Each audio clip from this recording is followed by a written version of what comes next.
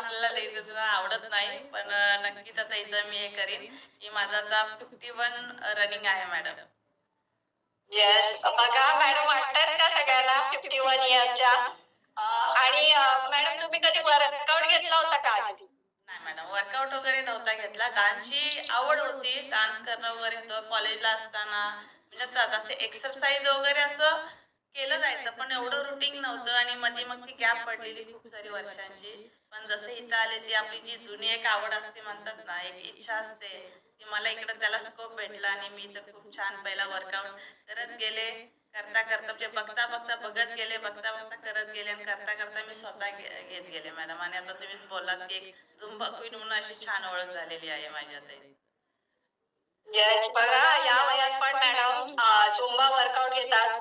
म्हणजे स्वतः पण करतात आणि इतरांकडून पण करून घेतात. गोळे मॅडम खूप छानपणे ऐकतात आणि थंब पण देतात. एज विचारल्यावर खूप छान वाटतंय त्यांना पण. आणि असंच आपले गोळे मॅडम पण थोड्या दिवसांनी वर्कआउट घेणार आहे आपल्या सगळ्यांचा. येस ना मॅम? नक्कीच घेतील येस. मॅडम त्या, नक्कीच घेतील.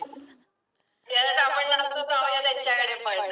आणि खूप छान मॅम तुम्ही म्हणजे खूप स्वतःमध्ये डेव्हलप केलं आणि तुमच्याकडे बघून वाटतच नाही. आणि तुमच्या किती इयर्सच्या मुली आहेत? येस मॅम, माझी एक मोठी मुलगी आहे ती मॅम आता 26 वर्षाची आहे. बघा तुमच्याकडे रिझल्ट असेल तर शेअर करा. तर तिची पण बघा, तिची हाईट ना पप्पासारखी होती. तिच्या 5'7" वगैरे हाईट होती, पण तिचं वेट खूप कमी होतं मॅडम. 49 वेट होतं तिचं. तर आपल्या ह्याच्यात आल्यावर मी तिला आपला चाइल्ड न्यूट्रिशन जे आहे ते मी तिला दिलं आणि त्याच्यामुळे तिच्या सुद्धा खूप छान असे चेंजेस झाले. आणि आता नाऊ ती 57 तिचं, ती माझी मोठी मुलगी आहे आणि माझ्या बाजूला जी आहे माझी छोटी मुलगी आहे. तर अशा दोन मोठ्या मुली आहेत मस्त.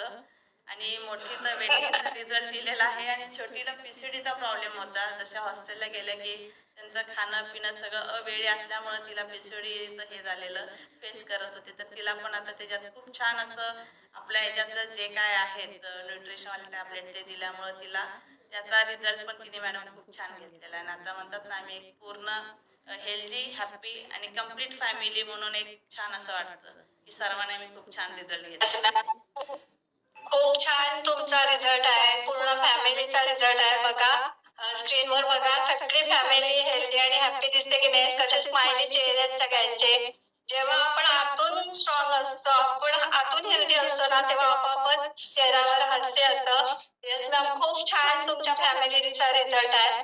आणि तुम्ही फॅमिलीचे रिझल्ट घेतले, मग तुम्ही इतरांना मदत करता की नाही? येस मॅम, नक्कीच. जसं बोलतात ना, मी आधी फॅमिलीला हेल्प केल्यानंतर मग आपल्यालाही वाटतं ना की आपण एवढे हेल्दी झालो आहे, तर आपले जे रिलेटिव्ह असतात, तर माझे मम्मी पप्पा, माझे भाऊ वहिनी, इकडं चुलते काका, सर्वांना म्हणजे जेवढे माझे रिलेटिव्ह आहेत मॅडम, मी त्यांना त्यांच्यापर्यंत पोहोचलेले आहे आणि मी त्यांना म्हणतात ना हेल्दी करण्याचा प्रयत्न करत आहे आणि झालेले पण आहेत. बरेच जण हेल्दी होऊन एकदम छान हॅपी लाईफ ते पण मॅडम जगत आहेत.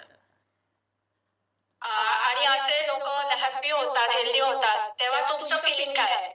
खूप छान वाटतं मॅडम. की आणि पूर्वी म्हणतात ना, जेव्हा नवीन होतं तेव्हा जेव्हा मी कधी तर काय त्यांना सांगायला जायचे, ते बोलत ते हे सोडून बोला.